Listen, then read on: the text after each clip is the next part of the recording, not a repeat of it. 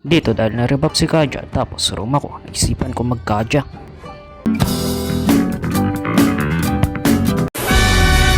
Ay, teka, mali yung opening. Ito dapat.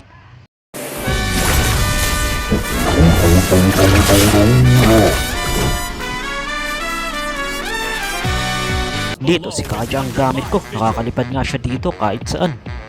Tapos natagos pa siya sa mga pader. Grabe yung revamp Kaja ngayon. Ang lakas niya mag-vision.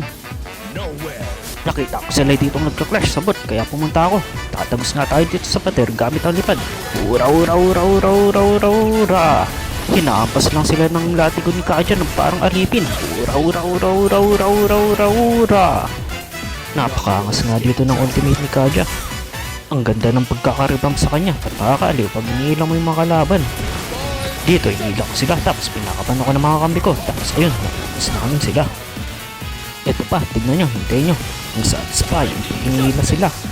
Mas maganda to sa dating Kaja dahil mas madami siyang nahihila. Kaya lang bigla nila akong napatay dito. Nakita ko nga sila dito sa mid at clash kaya pumunta ako.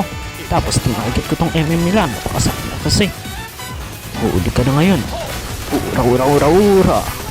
Tara, lipad tayo. Tapos manlalatigo lang tayo. O, tinamaan kami ng ultimate ni Guinevere. Napatay na si Granger pero napatay din siya. Dito nga may naisip ako. Naisip ko, testingin ko kaya mag-ultimate tapos flicker. Gagana kaya yun?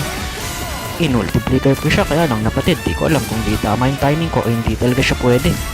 Tapos ayun nga, naupos na sila dito. Apat na silang namatay. Isa na lang natitira sa kanila. Dito na tayo makasama. Yaan nyo na yun si Julian. Binabaytayin lang tayo nyan. May lord tayo dito. Tara na, kaya na natin ito tapusin. Tara, push, push, push. Napakaganda talaga ng revamp. Tapos nakakaaliw din dito yung lahat ni Kaja. Tsaka nakakalipad na siya.